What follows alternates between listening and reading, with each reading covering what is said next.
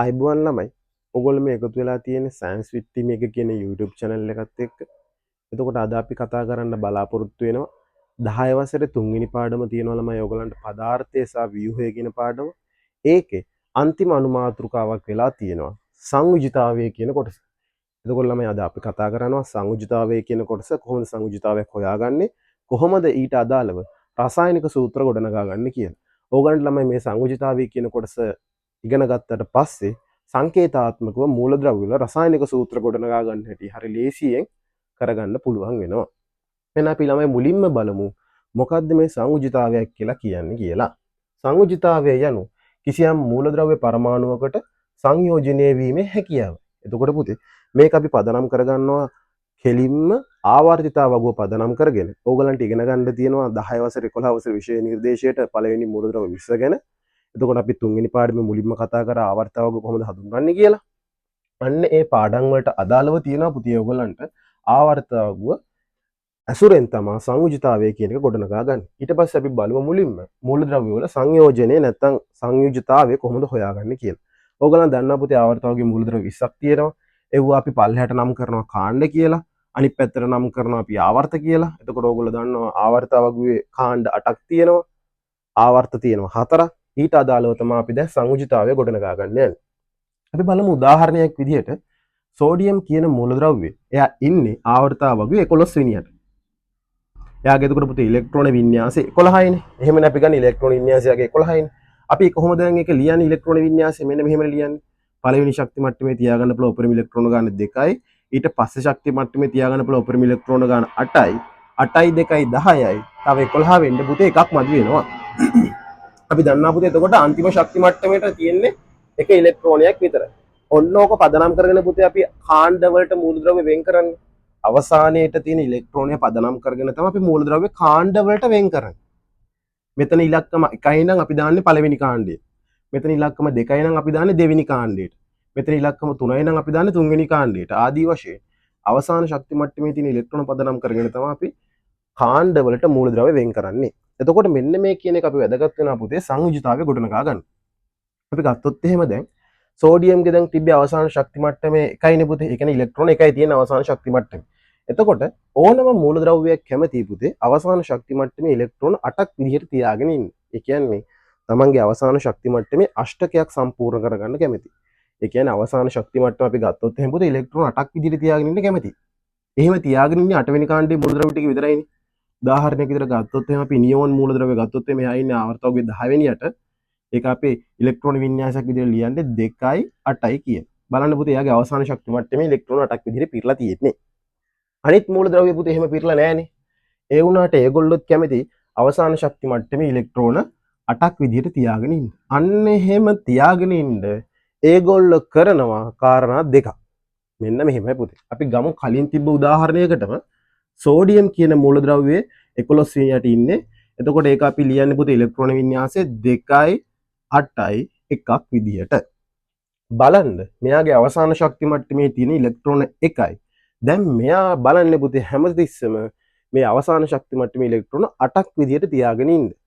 එතකොට එහෙම කරන්න පුළුවන් විදි දෙකක් තියෙනවා. නැත්නම් පුතේ කාරණා දෙකක් තියෙනවා. පළවෙනි එක තමයි මේ අවසානයේ තිබ්බ ඉලෙක්ට්‍රෝනය අපිට ඕන නම් ඉවත් කරන්න පුළුවන්.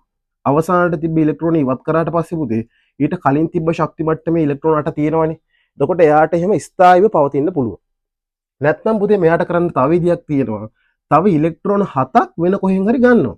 එතකොට ඉලෙක්ට්‍රෝන 7යි මේ තිබ්බ ඉලෙක්ට්‍රෝන 8යිනේ පුතේ. අන්න එතකොට එයාගේ අෂ්ටකය සම්පූර්ණ වෙනවා. නැත්නම් එයාගේ සංයුජිතාවය සම්පූර්ණ වෙනවා. එතකොට මේ සෝඩියම් කරන්නේ එයාට කරන්න පුළුවන් ලේසිම විදිය. මොකද පුතේ ලේසිම විදිය ඉලෙක්ට්‍රෝන 7ක් ගන්න එකට වඩා තියෙන ඉලෙක්ට්‍රෝනය අයින් කරන එක ලේසියිනේ. එහෙනම් මෙයා කරන්නේ තියෙන ඉලෙක්ට්‍රෝනයක් අයින් කරනවා. කීයක්ද අයින් කරන්නේ? 1යි. අන්න ඒකට තමයි අපි කියන්නේ සංයුජිතාවයක් කියලා. අන්න ඒකට තමයි අපි කියන්නේ පුතේ සංයුජිතාවයක් කියලා. සාමාන්‍ය ඉලෙක්ට්‍රෝනයක් පිට කිරීම අපි සලකනවා ඉලෙක්ට්‍රෝනයක් පිට කිරීම අපි සලකනවා ධනාරෝපණයක් කියලා. ඉලෙක්ට්‍රෝනයක් ලබා ගැනීම අපි සලකනවා පුතේ ඍණාරෝපණයක් කියලා. එතකොට මේ අවස්ථාවේදී සෝඩියම් මූලද්‍රව්‍ය කරන්නේ ඉලෙක්ට්‍රෝන එකක් පිට කරනවා.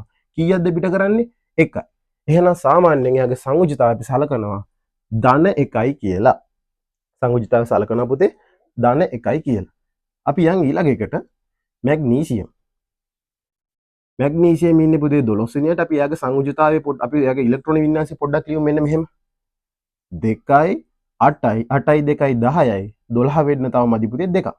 අන්න දැන් අවසාන ශක්ති මට්ටමේ තියෙන ඉලෙක්ට්‍රෝන 2යි. මෙයා හැමතිස්සෙම බලන්නේ තමන්ගේ අෂ්ටකය සම්පූර්ණ කරන්න. එතකොට මෙයාට විදි දෙකක් තියෙනවා. එක්ක තියෙන දෙන්නව අයින් කරන්න පුළුවන්. නැත්තම් තව 6ක් ගන්න පුළුවන්. තියෙන දෙන්නව අයින් කරන්න පුළුවන්. නැත්තම් තව 6ක් ගන්න පුළුවන්. මොකද්ද ලේසිම විදිය? තියෙන ඉලෙක්ට්‍රෝන දෙන්නව අයින් කරන්න. පිට කරනවා නම් පුතේ ධන කීයක්ද අයින් කරන්නේ? 2යි. එහෙනම් මෙන්න මේ කාණ්ඩයේ සෙට් එකකේම සංයුජතාවය අපිට ගන්න පුළුවන් 2යි කියලා. ඊළඟ අපි එක්කෙනා බලමු මැග්නීසියම් ඇලුමිනියම්. අපි බලමු පුතේ ඇලුමිනියම්. ඇලුමිනියම් ඉන්නේ ආවර්ත වර්ගයේ 13 වෙනියට. එතකොට යාගේ සංයුජතාවය ලියන්නේ 2යි 8යි 10යි තව මදි පුතේ ඉලෙක්ට්‍රෝන 3ක්. දැන් මෙයාගේ අවසාන ශක්ති මට්ටමේ ඉලෙක්ට්‍රෝන තියෙන්නේ 3යි. මෙයා කැමති අවසාන ශක්ති මට්ටමේ ඉලෙක්ට්‍රෝන 8ක් හදාගන්න. විදි දෙකක් තියෙනවා. තියෙන 3 අයින් කරන්න පුළුවන්. නැත්නම් තව 5ක් ගන්න පුළුවන්. ලේසිම විදිය තමයි තියෙන 3 අයින් කරනවා. පිට කරනවා නම් ධන කීයක්ද අයින් කරන්නේ? 3. එහෙනම් අපිට මේ කාණ්ඩයේ සංයුජතාවය ගන්න පුළුවන් 3යි කියලා. එතකොට අපි ගත්තොත් එහෙනම් පුතේ ඔන්න දැන් 4 වෙනි එක දැන් ඔයගොල්ලෝ දන්නවා හදාගෙන යන විදිය. 4 වෙනි කාණ්ඩය ගත්තොත් මේක සංයුජතාවය 4යි. එහෙනම් ඒ කියන්නේ ඉලෙක්ට්‍රෝන 4ක් හොය පිට කරන්න හෝ ලබා ගන්න පුළුවන්. දෙකම එකයිනේ පුතේ ඉලෙක්ට්‍රෝන 4ක් පිට කරත් එක 4ක් ලබා ගත්තත් එක. ඒතකොට ඒකේ සංයුජතාවය අපි 4යි කියලා සලකනවා. අපි ගත්තොත් එහෙනම් මෙන්න මෙහෙම පුතේ. අපි ගත්තොත් එහෙම ෆොස්ෆරස් ඉන්නේ 15 වෙනියට. කොහොමද ඒතකොට එයාගේ ඉලෙක්ට්‍රෝන වින්‍යාසය ලියන්නේ? 2යි 8යි 8යි 2යි 10යි තා 15 වෙන්න මදි 5ක් පුතේ. දැන් බලමු. මෙයාගේ අවසාන ශක්ති මට්ටමේ ඉලෙක්ට්‍රෝන 8ක් හදා ගන්න ඕනේ මෙයා. විදි දෙකක් තියෙනවා. එක්ක තියෙන 5 අයින් කරන්න පුළුවන්. නැත්නම් තව 3ක් ගන්න පුළුවන්. මොකද්ද පුතේ මේ අවස්ථාවේදී ලේසිම විදිය? තව ඉලෙක්ට්‍රෝන 3ක් ලබා ගන්න එක. ලබා ගන්නවා නම් පුතේ අපි දානවා ඍණ කියලා. එයා ඉලෙක්ට්‍රෝන කීයක්ද ලබා ගන්නේ? 3යි. ඇයි එයාගේ 8 හදා ගන්න ඉලෙක්ට්‍රෝන 3යිනේ පුතේ මදි. අන්න ලබා ගන්නවා නම් ඍණ කීයක්ද මදි? ඉලෙක්ට්‍රෝන 3ක් මදි. අන්න එතකොට ඊළඟට අපි ගේනවා සල්ෆර් ගත්තොත් එහෙම පුතේ සල්ෆර් ඉන්නේ ආවර්ත වර්ගයේ 16 වෙනියට 16 වෙනියට ඒක කොහොමද අපි ලියන්නේ 2යි 8යි 6යි කියලා අවසාන ශක්ති මට්ටමේ ඉලෙක්ට්‍රෝන 6ක් තියෙනවා කරන්න විදි දෙකක් තියෙනවා 8 හදාගන්න එක්ක තියෙන 6ම අයින් කරන්න ඕනේ නැත්නම් තව දෙකක් ගන්න ඕනේ ලේසිම විදිය තමයි පුතේ තව දෙකක් ගන්න එක ගන්නවා නම් ඍණ කීයක්ද ගන්නෙ දෙකක් ගන්න එයාගේ සංයුජිතාවය විතර ඍණ දෙකයි ඒතර ඔයගොල්ලෝ දන්නවා පුතේ අන්තිමටම ක්ලෝරීන් වගේ කට්ටියක සංයුජිතාවය ලියන්න පුළුවන් අපිට අවසාන ශක්ති මට්ටමේ ඉලෙක්ට්‍රෝන 7යි තියෙන්නේ. ඒගොල්ලෝ එහෙනම් කීයද ගන්නෙ? ඉලෙක්ට්‍රෝන එකක් ලබාගෙන එයාගේ 8 හදා ගන්නවා. 8 වෙනි කාණ්ඩයේ මූලද්‍රව්‍ය පුතේ සංයුජිතාව වලට සහභාගී වෙන්නේ නැහැ. මොකද ඒගොල්ලන්ගේ අවසාන ශක්ති මට්ටමේ ඉලෙක්ට්‍රෝන 8ක් හදාගෙන ඉවරයි. ඔන්න ඔහොම තමයි පුතේ අපි සංයුජිතාවය මුලින්ම ගොඩනගා ගන්න. පළවෙනි කාණ්ඩයේ, දෙවෙනි කාණ්ඩයේ, තුන්වෙනි කාණ්ඩයේ, හතරවෙනි කාණ්ඩයේ, පස්වෙනි කාණ්ඩයේ, හයවෙනි කාණ්ඩයේ සහ හත්වෙනි කාණ්ඩයට අදාළව සංයුජිතාවය මෙන්න මෙහෙම තමයි එන්නේ. එතකොට මෙහෙම ගත්තොත් එහෙම පුතේ දැන් පළවෙනි කාණ්ඩයේ සියලුම මූලද්‍රව්‍යයන් වල සංයුජිතාවය ධන එකක් වෙනවා. එතකොට පළවෙනි කාණ්ඩයේ මූලද්‍රව්‍ය සියල්ලංගෙම ධන එකක් වෙනවා. එතකොට මේගොල්ලන්ට අදාළව රසායනික සූත්‍ර ලියද්දී පුතේ අපි ධන එකේ සංකේතය තමයි භාවිතා කරන්නේ. ඊළඟට අපි ගත්තොත් එහෙම පුතේ තව ඔයගොල්ලන්ට කතා කරන්න තියෙන පාඩමේ වෙනම අනුමාත්‍රකාවක් බහුපරමාණු අයන. ඒ කියන්නේ බහුපරමාණු අයන කියන්නේ පුතේ පරමාණු දෙකක් හෝ ඊට වැඩි ගණනක් එකතු වෙලා හැදෙන අයන ඒගොල්ලන්ගේ සංයුජිතාවය කතා කරන්න තියෙනවා. විශේෂයෙන්ම වෙන්නේ මේ ටික ඔයගොල්ලෝ දැනගන්න ඕනේ. ඇමෝනියම් අයන අපි ලියනවා මෙන්න මෙහෙම nitrate bicarbonate hydroxide sulphate carbonate phosphate මෙයාගේ සංයුජිතාවය කියලා අපි සලකන්නේ පුතේ මේ ඉහළින් තියෙන ඉලක්කම කිසිම ඉලක්කමක් ලියලා නැත්තම් ධන හෝ ඍණ ලියලා තියෙනවා අපි ඒක සලකන්නේ සංයුජිතාවය එකයි කියලා කිසිම ඉලක්කමක් ලියලා නැත්තම් ධන හෝ රින පමණක් සටහන් වෙලා තියෙනවා අපි ඒක ගන්නවා පුතේ සංයුජිතාවය යගේ එකයි කියලා. දැන් බලන්න පුතේ මේ ඇමෝනියම් අයන NH4+ තියෙන්නේ. එහෙනම් මෙයාගේ සංයුජිතාවය එකයි. නයිට්‍රේට් අයන NO3- අපි ගන්නවා දැන් ප්ලස් කියලා කියන අපි දන්නවා ඉලෙක්ට්‍රෝන පිට කිරීම නැත්තම් පුතේ ධන අවස්ථාවක කියන ඉලෙක්ට්‍රෝන පිට කිරීම ඍණ අවස්ථාවක කියන ඉලෙක්ට්‍රෝන ලබා ගැනීමක් නේ. මතකයි අපි කලින් කතා කරා. අන්න ඒ වගේ. ඒතර බයිකාබනේට් අයන තියෙනවා හයිඩ්‍රොක්සයිඩ් අයන තියෙනවා බලන්න පුතේ සල්ෆේට් අයන ඉලෙක්ට්‍රෝන දෙකක් පිට කරනවා. ඉලෙක්ට්‍රෝන දෙකක් ලබා ගන්නවා. ඉලෙක්ට්‍රෝන දෙකක් ලබා ගන්නවා. කාබනේට් බලන්නකෝ ඉලෙක්ට්‍රෝන දෙකක් ලබා ගන්නවා. ෆොස්ෆේට් බලන්නකෝ ඉලෙක්ට්‍රෝන 3ක් ලබා ගන්නවා. මෙන්න මේ ඉහළින් තියෙන ඉලක්කම තමයි පුතේ අපි සංයුජිතාවය කියලා සලකන්නේ. ඔන්න ඔය ටික දැනගත්තට පස්සේ පුළුවන් අපිට රසායනික සූත්‍ර පියවරෙන් පියවර ගොඩනගා ගන්න. අපි මුලින්ම බලමු එහෙනම් රසායනික සූත්‍ර කොහොමද ගොඩනගා ගන්න කියලා. බලන්න පුතේ සෝඩියම් ක්ලෝරයිඩ්. අපි මුලින්ම බලමු සෝඩියම් ක්ලෝරයිඩ් කොහොමද රසායනික සූත්‍රය ගොඩනගන්නේ කියලා. ඔයාලා දන්නා සෝඩියම් නම් පුතේ සංකේතය Na කියලා, ක්ලෝරීන් නම් සංකේතය Cl. දැන් ඒ දෙන්නට අදාළව සංයුජතාවයන් ලියනවා. සෝඩියම්ගේ සංයුජතාවයගේ ධන 1යි, Cl ගේ සංයුජතාවයගේ ඍණ 1යි. මතක තියාගන්න පුතේ මේ සංයුජතාවයන් ලියද්දී අපි ධන ඍණ සලකන්නේ නැහැ. සංඛ්‍යාත්මක අගය විතරයි සලකන්නේ. එතකොට පුතේ මෙන්න මේ දෙක ලියද්දී මුලින්ම වෙන්නේ මේවල තියෙන සංයුජතාවයන් මාරු වෙනවා. සංයුජතාවයන් මාරු වෙනවා. ඒ කියන්නේ පුතේ සෝඩියම්ට එනවා මෙයාගේ සංයුජතාවය ක්ලෝරින්ගේ සංයුජතාවය 1යි, ක්ලෝරීන්ට එනවා සෝඩියම්ගේ සංයුජතාවය 1යි. සාමාන්‍ය පුතේ අපි සෝඩියම් ක්ලෝරයිඩ් ලියන්නේ කොහොමද? තමයි සංයුජතාවය 1 කියලා තියෙද්දි අපි සාමාන්‍යයෙන් එකේ ඉලක්කම පුතේ සටහන් කරන්නේ නැහැ. එතකොට අපි සෝඩියම් ක්ලෝරයිඩ් කියලා ලියනවා එකේ ඉලක්කම තියෙද්දි පුතේ සංයුජතාවය වල අපි සාමාන්‍යයෙන් සටහන් කරන්නේ නැහැ. සෝඩියම් ක්ලෝරයිඩ් කියලා අපි NaCl කියලා ඔන්නෝම ලියමු. NaCl කියලා ඔන්නෝම ලියමු. අපි දෙවෙනි පියවර විදිහට බලමු පුතේ මැග්නීසියම් ක්ලෝරයිඩ් කොහොමද ගොඩනගාගන්නේ කියලා. අපි දන්න පුතේ මැග්නීසියම් නම් සංකේතය Mg, ක්ලෝරයිඩ් නම් සංකේතය අපි දන්නවනේ පුතේ Cl කියලා. Mg ගේ සංයුජතාවය අපි දන්නා පුතේ දැන් 2යි කියලා. 2යි. Cl ගේ සංයුජතාවය අපි දන්නවා පුතේ ඍණ 1යි කියලා අපි ලිකුවා. සංයුජතාවය ලියද්දී සංඛ්‍යාත්මකයේ පමණයි භාවිතා වෙන්නේ කියලා. දැන් වෙන්නේ පුතේ දෙපැත්ත මාරු වෙනවා. මැග්නීසියම්ට එනවා එකේ ඉලක්කම ක්ලෝරීන්ගේ සංයුජතාවය අපි කියවා එකේ ඉලක්කම සාමාන්‍යයෙන් ලියන්නේ නැහැ. ක්ලෝරීන්ට එනවා මෙන්න මේ මැග්නීසියම්ගේ තියෙන ධන 2 සංයුජතාවය. ඒ කියන්නේ ඒක සංයුජතාවයේ 2 ඉලක්කම ක්ලෝරීන්ට එනවා. එතකොට අපි මැග්නීසියම් ක්ලෝරයිඩ් ලියන්නේ මෙන්න මෙහෙම තමයි පුතේ. තුන්වෙනි එකට අපි බලමු ඇලුමිනියම් ක්ලෝරයිඩ් ලියන්නේ කියලා. කොහොමද කියලා. ඇලුමිනියම් අපි දන්නා පුතේ සංකේතය Al කියලා. ක්ලෝරයිඩ් අපි දන්නා පුතේ සංකේතය Cl කියලා. ඇලුමිනියම්ගේ සංයුජතාවය අපි දන්නවා දැන් 3යි කියලා. ක්ලෝරීන්ගේ සංයුජතාවය අපි ගන්නවා පුතේ ඍණ 1යි කියලා. ලියද්දී දෙපැත්ත මාරු වෙනවා. ඇලුමිනියම්ට සංයුජතාවය වෙන්නේ 1. එක අපි සාමාන්‍යයෙන් ලියන්නේ නැහැ. ක්ලෝරීන්ගේ සංයුජතාවය වෙනවා 3. එතකොට පුතේ ඇලුමිනියම් ක්ලෝරයිඩ් අපි සටහන් කරන්නේ ඔන්න ඔහොම.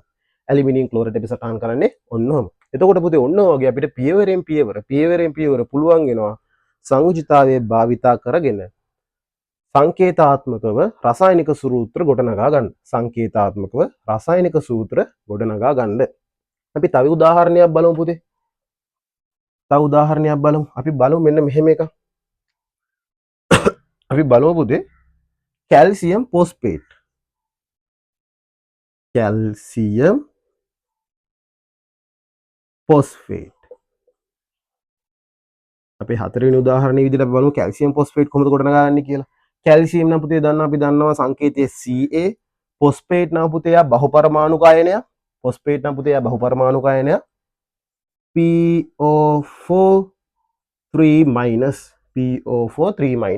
එතකොට මෙයාගේ සංයුජතාවය තමයි පුතේ මේ ඉහළින් සටහන් කරලා තියෙන්නේ. මේකනේ මෙයාගේ සංයුජතාවය. මේක තමයි එයාගේ සංයුජතාවය. එයාගේ සංයුජතාවය ඍණ 3යි. කැල්සියම්ගේ සංයුජතාවය පුතේ අපි දන්නවා ධන 2යි කියලා. සංයුජතාව ගොඩනගා ගත්තී පුතේ මොකද වෙන්නේ? රසායනික සූත්‍ර ගොඩනගාදී එයාගේ සංයුජතාවයන් මාරු වෙනවා. කැල්සියම්ට එන පුතේ සංයුජතාවය 3ක් කියලා. ෆොස්ෆේට්ගේ සංයුජතාවය මෙන්න මෙහෙම තමයි එන්නේ. PO4 වගේ කෑලි කීයක් ඉන්නවද? 2ක් තියෙන්න ඕනේ. එතකොට කැල්සියම් ෆොස්ෆේට් අපි ගොඩනගා ගන්න මෙන්න මෙහෙමයි. PO4 වගේ කෑලි කියලා අපි පුතේ මේ PO4ට වරහනක් දාලා තමයි ඊට පිටින් තමයි එයාගේ සංයුජතාවය අගේ ලියන්නේ. එතකොට පුතේ කැල්සියම් ෆොස්ෆේට් අපි ගොඩනගා ගන්නේ ඔන්න ඔහම තමයි. අපි ඊළඟට බලමු තව එකක්. අපි බලමුකෝ පස්වෙනි උදාහරණය විදිහට අපි බලමුකෝ සෝඩියම් බයිකාබනේට් ගොඩනගා ගන්න හැටි. sodium